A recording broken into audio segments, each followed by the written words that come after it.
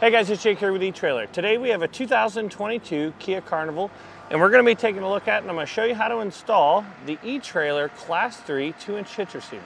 I have a couple of reasons of why you would want to add a hitch receiver to the back of your Carnival. Is because you want to pull a trailer, you want to add a cargo carrier, or a bike rack to be able to get those bikes to and from the trail. Minivans, a lot of them will have plenty of space in the back trunk area to be able to carry your gear and stuff like that when you're going on trips. But a lot of items like coolers are going to be more bulky and take up a lot of space. So adding a cargo carrier to the back is going to allow you to carry those bulkier items on the outside, and this hitch is going to help you do that. This hitch is going to have a 2-inch by 2-inch hitch receiver tube opening, which is the most common size when it comes to hitch receivers. So that means you're going to have that much more access to accessories and stuff that are going to fit this. The safety chain loops are going to be very, very large, although I will say that this bar style or plate style is going to be a little bit more difficult to get your hooks to match up. It looks like our S hooks here fit just fine. You may have run into trouble with your clevis style. Again, if they're big enough, you may be okay, but you can always swap out the hooks on your safety chains if this ever causes an issue. You'll have your standard 5/8 inch hitch pin hole that you'll use to keep your accessories in place. This hitch does not come with a pinning clip, so if you plan on hauling accessories, you'll either have to pick one up, or chances are if you pick up an accessory off our website, it's going to come with one. The paint job on here is going to be a triple carbide black powder coat finish, which is a very, very tough paint job. So hopefully for the years to come, it'll keep it looking nice. Now some measurements for you. From the center of our hitch pin hole to the outermost part of our bumper is going to be about 3.5 inches. You want to use that measurement and compare it to the measurements that we will have on our website and in some of our demo videos showing accessories inserted in hitches. The videos, if you watch them, they'll give you a measurement from the center of the hitch pin hole on the accessory to the closest part of the accessory. Compare that to the measurement I just gave you, and it'll tell you whether or not the accessory is going to be able to fold up to the back of your Carnival.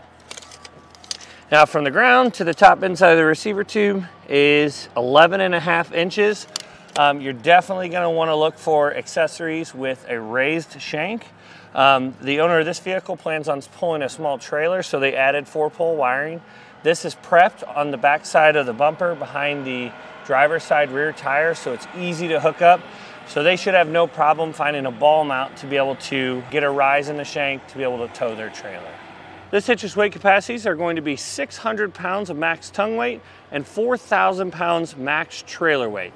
That is the trailer plus the load included, but you will definitely want to check with the owner's manual of your Carnival to see what your submodel is capable of towing. Now, if you like to see how this hitch is installed, stick around and I'll show you how. With this particular hitch, it is not difficult to get installed at all. You just have to lower the exhaust a little bit and then pull off one panel over here. We will have to trim that panel because the hitch is going to be in the way of it going back up properly. But let's go ahead and jump into the installation. To begin our installation, we're going to take a flathead screwdriver and we need to remove this panel. There's going to be a variety of push-pin fasteners that we'll have to remove. You pop the center out and then the base will pull right out. Let's go around the whole edge of this until we get them all removed, and then we'll set that panel to the side.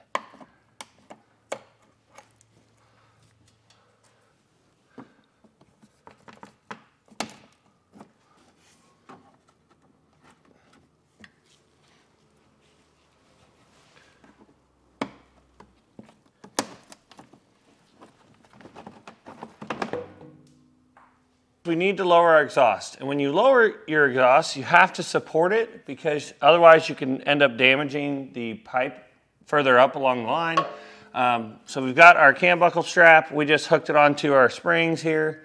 We got it here to catch it when we lower this hanger. We'll take some silicone here. You don't want to use any type of solvent or penetrating oil because those will break down the rubber. So we'll spray it with a little bit of silicone and pry it off. Take our pry bar. You want to push up and pry out.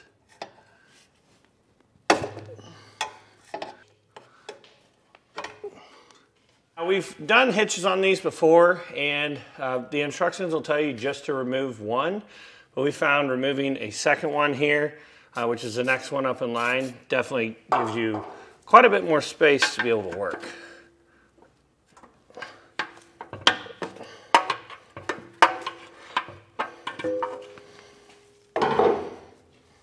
Now with that removed, we'll loosen up our cam buckle strap, and you can see that'll give us some room to be able to pull down and tilt our hitch up into place.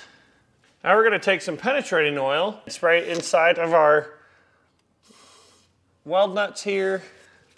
We're going to take that tube brush, or take a tube brush if you've got one, clean out the threads.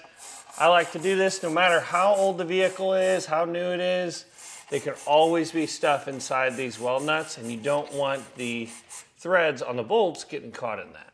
With an extra set of hands, we'll lift our hitch up into place. You want to kind of rotate it around the exhaust here, and then line up your holes with the weld nuts in our frame rail. Take a conical tooth washer and a bolt and thread it into place. We'll come back with a torque wrench and torque down our hardware to the specifications and the instructions.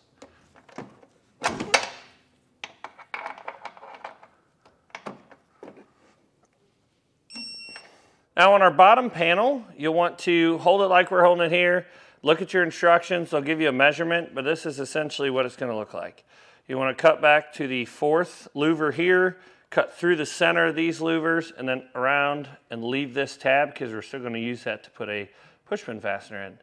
But you can cut that out with a 10 snips, that's what I did. You can use a multi-tool or a Dremel if you have any of those. But once you get that cut out, we're ready to put this piece back up into place. You want to make sure that you line up this panel correctly with your wheel well liner. It'll have a little tab there. Get it all lined back up and put your pushpin fasteners back. Tab at the front. Lift your exhaust back up, put those hangers back on, and you're complete with the installation. Well guys, hopefully this video helped you decide whether or not the eTrailer Class 3 2-inch hitch receiver is right for you and your 2022 Kia Carnival.